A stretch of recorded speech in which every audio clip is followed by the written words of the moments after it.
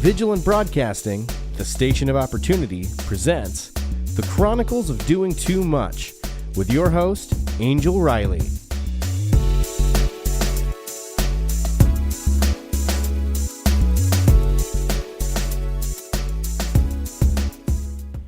Good evening, and welcome to tonight's episode of the Chronicles of Doing Too Much. I was about to call our show the Chronicles of Doing the Most. I am your host, the one and only Angel L. Riley, and I am so excited to be here tonight. Oh, gosh, I guess the indication of not knowing the name of our show is an indication of what type of day and week that we've had. So happy hump day, ladies and gentlemen. This is the midweek check-in point where we're looking a little bit more forward to that weekend, especially with me. I'm really looking forward to the weekend, even though I know it'll be full. But just given an opportunity to have that break, to inhale, exhale, and move to the next level for what my personal goals are. Now, on Monday, we talked about just the financial pressures and when you're feeling overwhelmed. And I had a transparent moment and tied into our financial situation because for this month of April is Financial Literacy Month. And we've been talking all about getting our money right, getting that money right, getting that money tight. That's what it's all been about in our broadcast this month. And hopefully they've been very beneficial to everyone in meeting your personal goals, your personal financial goals. So as we wrap up this series of topics, let's continue to talk about, just when the 9 to 5 get you all overwhelmed. We talked about that, but let's look at making an exit plan. I think that's a good topic to transition in from on Monday. It's just making that exit plan. This is a good conversation. I had a call with a good friend of mine, and we had just had some discussion about what she wants her financial picture to look like. And she's already a full-time entrepreneur, but does it make sense to, build more capital by picking up a 9 to 5 temporarily? If so, what does that look like, and so forth? So we're going to talk about an exit plan in 2 ways. And again, this is unscripted, just, advice that I've given my friend, experiences, a little bit of research that I've done for myself. And I'm just sharing it with all of you. So we are going to have a just very candid and open conversation tonight about developing that exit plan. What does that exit plan look like financially? So we talked about, wanting to have at least 3 months of your living expense, 3 months of your business operating expenses saved, 6 months of your basic living expenses. I really say a year of your basic living expenses saved up. So when you're making that exit, so let's start first from you have the full-time 9 to 5, you have your business or, whatever your endeavor is on the side because you're ready to leave, that 9 to 5 permanently. Let's look at this. So first you want to take a look at, we talked a lot about budgeting, but we want to look at all of your bills. What are the bills that you can eliminate or pay off so the only bills that you will have are the necessities? So that's the first thing. The first step in doing the exit plan from a 9 to 5 is to make sure every single luxury bill, that's credit card bills, that's even a car note, ladies and gentlemen. And I know you're probably like, what? A car is a luxury? Yes, indeedy, a car note is a luxury because you're going to get to a point where, you might have a low in your business or a low in whatever your financial endeavor is, and coming up with that car payment, can really mean not having a car to having a car. So, make sure that you're setting that plan up to where you don't have a car note at all and eliminate that. And the only basic that you'll have is your required insurance. And then, we'll talk about some savings. So if you have any maintenance that comes up unexpectedly with the car. But all of the luxuries. So no credit card bills, no car note. We talked a lot about already this month of looking at how to reduce and cut your expenses.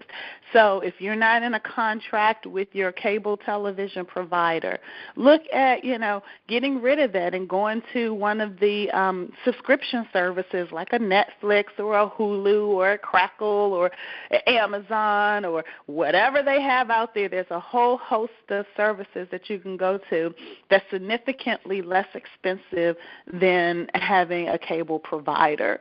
So you want to look at that. How do you cut those expenses? Do you have a landline? If you have a landline, is it a necessity for you? Is it truly needed? Now, I'm old school. I'm a child of the 70s. So with me being a little old school, I need a landline. I like to have the option of the cell phone and then the landline, because I'm also one of those people that sometimes I forget to charge my cell phone, and I feel like, why no one's called me today? And it's because my cell phone's dead. So I need both, and everyone who are close to me, they know if you don't get Angel on her cell phone, better call her landline, because 9 times out of 10 it's either at the bottom of her purse or it's dead. So I just definitely share the big secrets. I have to have a landline, so that's not an option for me because it's a necessity versus a luxury. But others of you may be a lot better than me and keep those cell phones charged and whatever, so you can get rid of a landline. Look at the various options that you can have, internet service, internet access, So you want to look at, and internet access in this day and age is a necessity. I don't want anyone to think that I'm saying internet access is a luxury. It is truly a necessity, all right? So you want to look at things like that. No credit card debt, get rid of all of it. So if you have a 9 to 5, you want to look at no eating out, bringing your lunch more often, cooking dinner pretty much every night. Every little bit that you can get to get rid of those expenses that are considered luxury, or even getting something like a debt consolidation loan that will pay off all of your luxury expenses like credit cards and so forth. And I'm a fan of the debt consolidation loans. That is, not to digress, but just to share a little bit of insight. I had a situation where, someone was stealing from me. They were using my credit cards, and I didn't know until I got notified by American Express about some purchases that didn't match my spending pattern. So thank goodness about American Express. Thank goodness for American Express, and for them being able to track, and any credit card company for that, track your spending patterns. Because if it wasn't for them to notify me, I could have been in seriously more debt than I was. And the person who was doing the spending, they were an authorized user on my card, and it was just, it's still to this day. I mean, it's been a few years now, but to this day, it's still mind-blowing to me. So what I did when I got all was said and done, and we got down to the expenses of what I had to pay, which was basically the purchases that they sent out. So I went through the whole process of trying to dispute all of the purchases.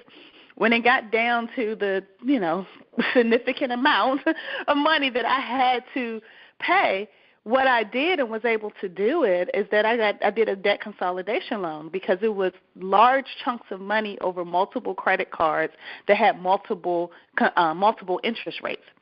So I got a debt consolidation loan that would cover all of that. The vendor, the bank that I got it from, paid all those cards off. So now I had 3 years to pay for all of those cards. It ended up being something like 6 cards. So I had 3 years that I was paying the balance off of from through the debt consolidation loan, and with one interest rate that matched one of the card's interest rates. So instead of me paying 6 different interest rates on that money, I only went down to one interest rate. Well, because I had this payment and the debt consolidation loan didn't have a prepayment penalty, I was able to work my network marketing business where I can double up on those payments as well. So I was able to, already the 9 to 5 was paying the regular monthly, and then every month I was adding 1 to 2 additional payments on top using my network marketing business, my side hustle. And I was able to pay off that entire debt consolidation, within 7 months. So look at doing that. Look at doing things like that, because that definitely helps you out, and it can help you eliminate more quickly the luxuries in life. So that's just to digress, to give a prime example. I'm always clear and keeping it real with everyone. And it also helps your credit score, because we're going to talk a little bit about that on Monday, about how are you defining your credit, whether it's personal credit, business credit, because all of that's going to be important when you're looking at your financial situation, all right?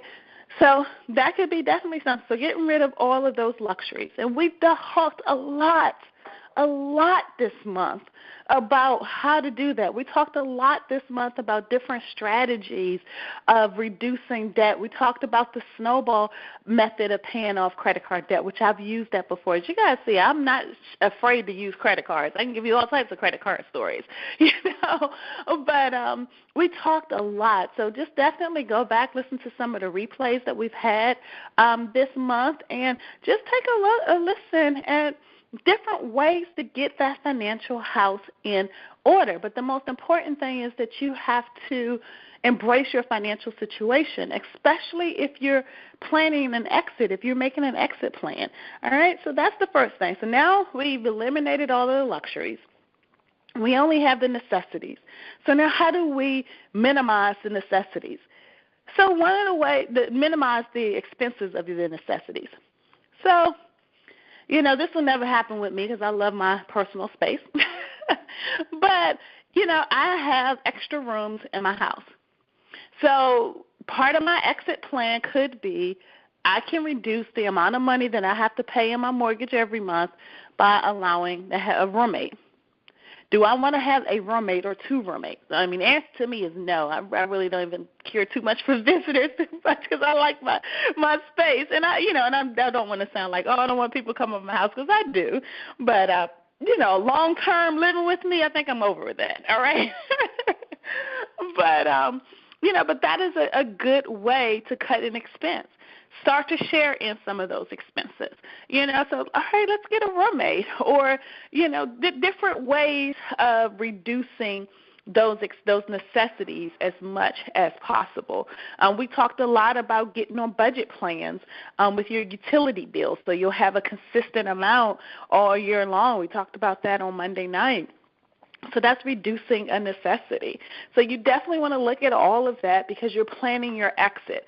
And the reason that we're looking at this first as we're planning the exit, because I know you guys are like, okay, Angel, get to the meat and potatoes. Tell us exactly what we need to do because we're ready to leave the 9 to 5 tomorrow. Well, you don't want to act in haste, right, because haste makes waste. All right, so reducing those expenses, getting them down as low as you can possibly get them, and now we're going to start looking at savings.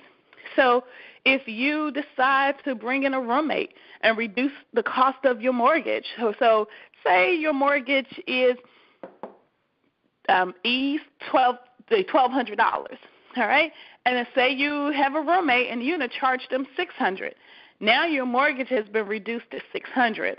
That $600 that you're saving, that $600 that you're saving from having to pay your mortgage, that's money that should be going into your exit plan bank account.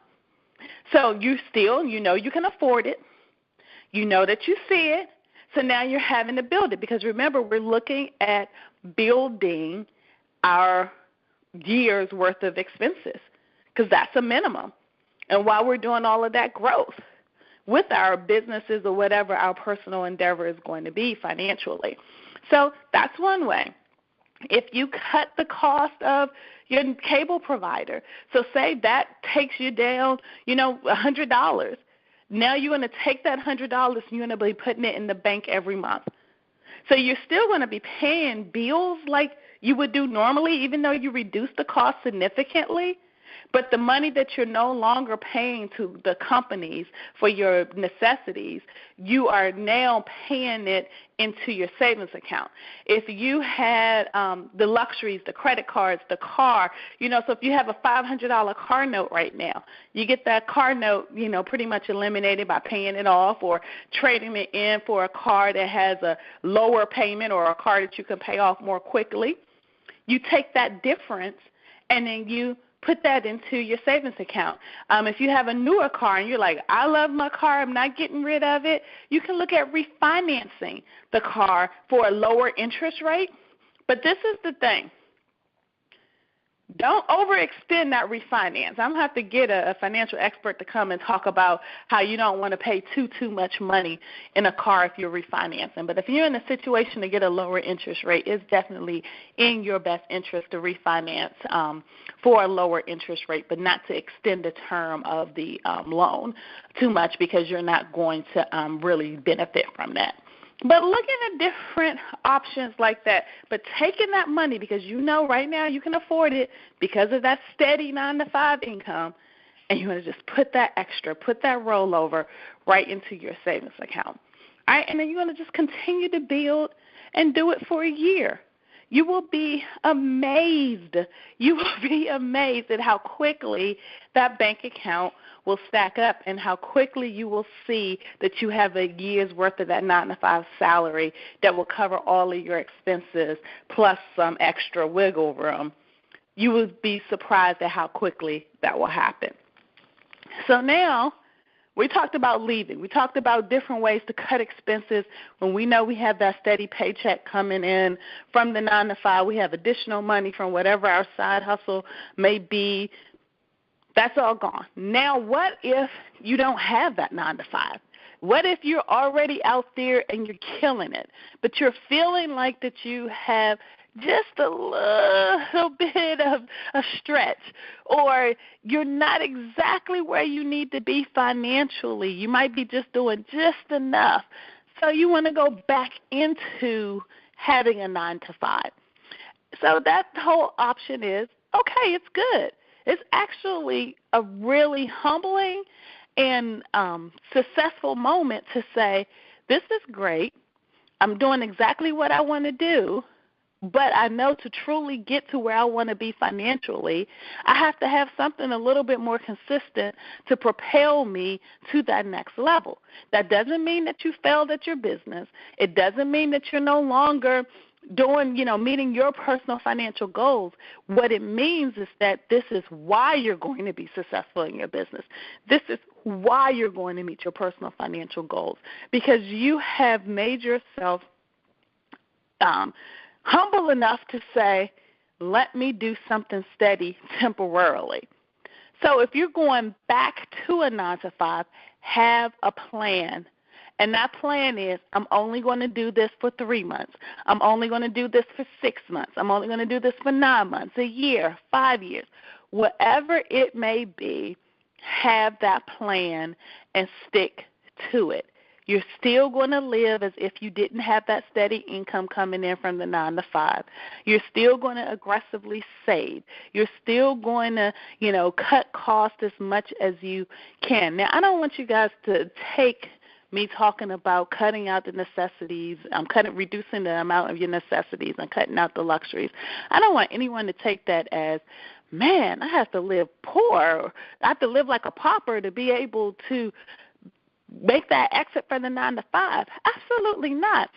In fact, I encourage you to make sure that you're making some time for yourself, making sure that you're making time to take a vacation or to go out for, a night on the town, to go to a concert. You absolutely have to take the time to do that. Just be wise. Don't overdo it. Be very wise about it. We live in a society where you can coupon. You can get a discount on pretty much everything. I'm on travel, and I'm going to add a couple of personal days to my travel. So when I went to book my hotel for my travel, I booked it through a popular online site. And one of the things before I booked it is I did a internet search with Dr. Google for coupon codes for that site, and I found a code, so I was able to reduce. I was already getting a low rate, and then I was able to reduce it 8% more. So, so that's just the thing. Being cost effective and saving those dollars, because those are all dollars that's going to go into my savings account, because I'm making an exit plan. I have a defined time of when I want to say goodbye to corporate America. So when you are out and about and saying I'm doing it, but I have to go and just make it a little bit more steady for me temporarily, define that temporarily, and then continue to live and aggressively save and invest based on that temporarily, okay? Because that's important. If you don't have a plan, fail to plan, plan to fail, that's a great saying because it's true.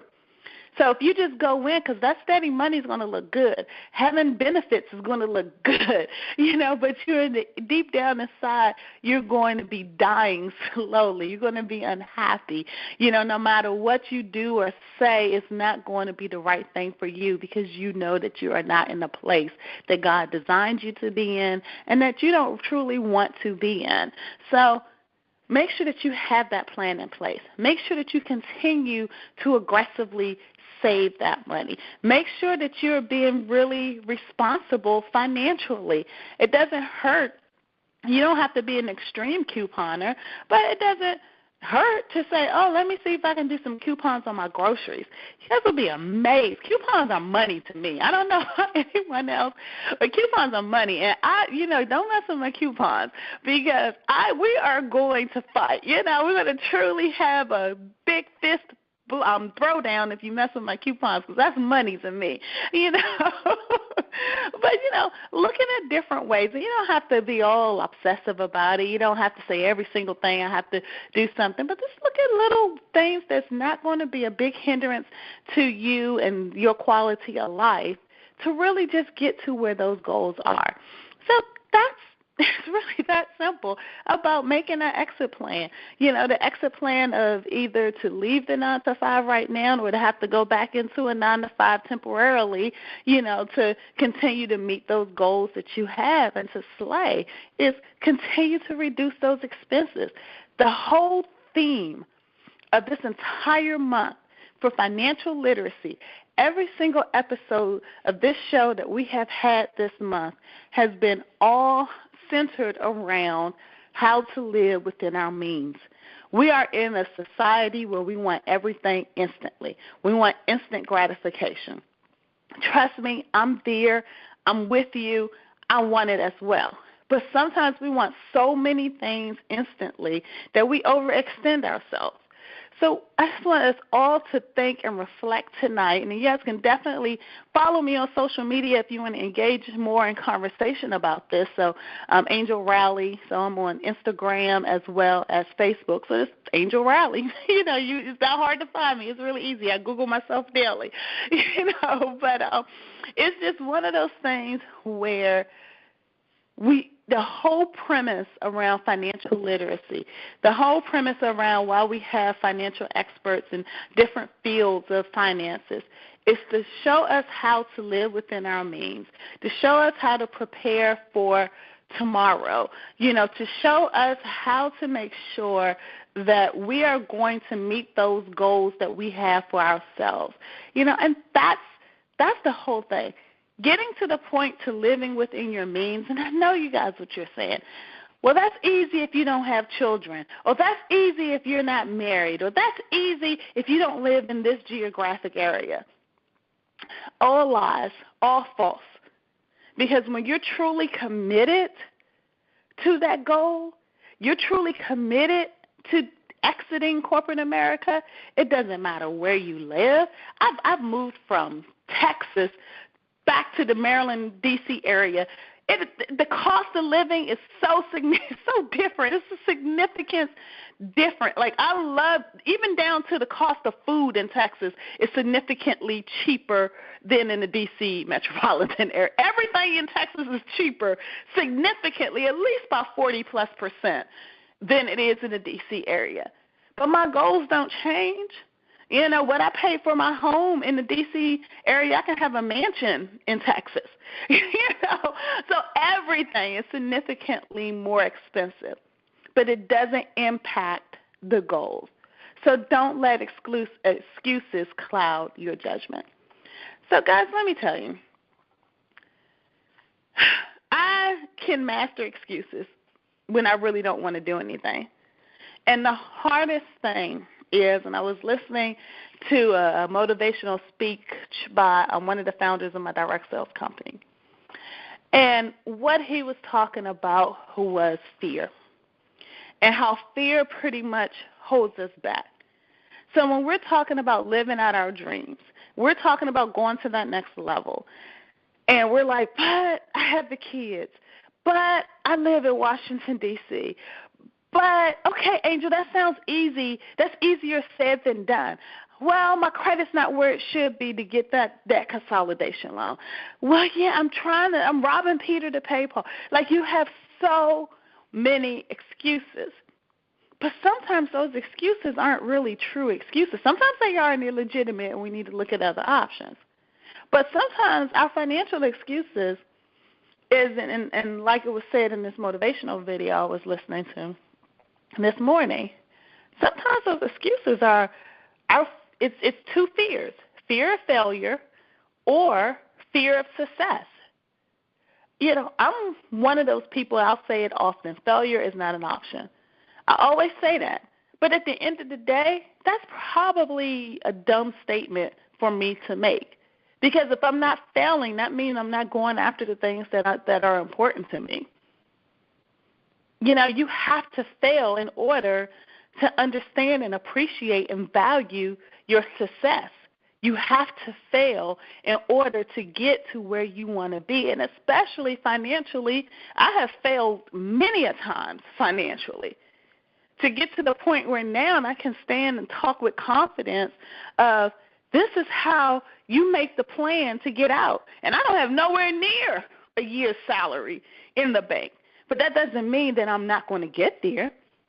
Every step I take is a step closer to meeting that goal, and that is success. And I can assure you, once I get there, once I get to having a year's worth of my salary in my bank account, and I'm ready to exit completely, I can assure you that I'm going to have some heart palpitations. I'm sure that it's going to probably be one of the scariest things that I will ever do. And I'm sure I'm going to have 1,000,001 ideas running through my head. What if this doesn't work? Oh, what am I going to do? What if I can't get a job again? Oh, I just changed my career. Oh, I'm going to be 50. Oh, I'm going to be this. You know, you're looking at all of it. I have a ways to go before I'm 50. Let me make sure I clarify that. But anyway, at least in my head. Don't ask my nieces and nephews. But, you know, but when you look at all of that, it's going to happen. But then you have to sit down and say, what am I afraid of? Because I'm already successful for the simple fact that I held myself accountable. I stuck to the plan, and I'm actually at a point where I can make this decision. I'm actually at a point that these changes I made to get to this point to exit were because I was consistent, because I was there. You're already successful, and you're going to continue to be successful because you developed the habits. You already developed it. And once you build a habit, by golly, it is hard to break it.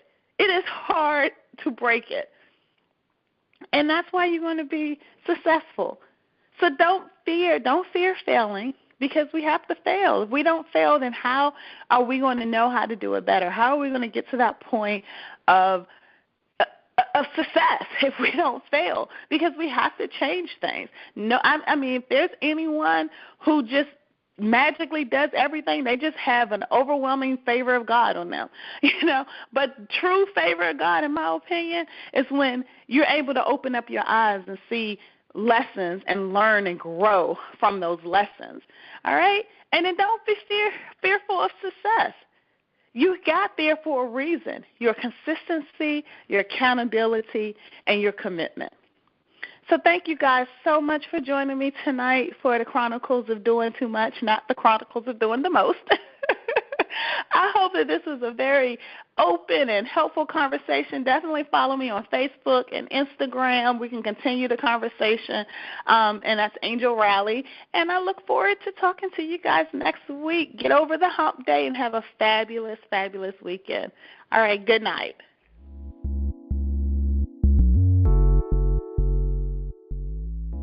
Thank you for tuning in. Remember, you define your own success. Believe you can do it, build a solid foundation, know your circle, and soar. Until next time.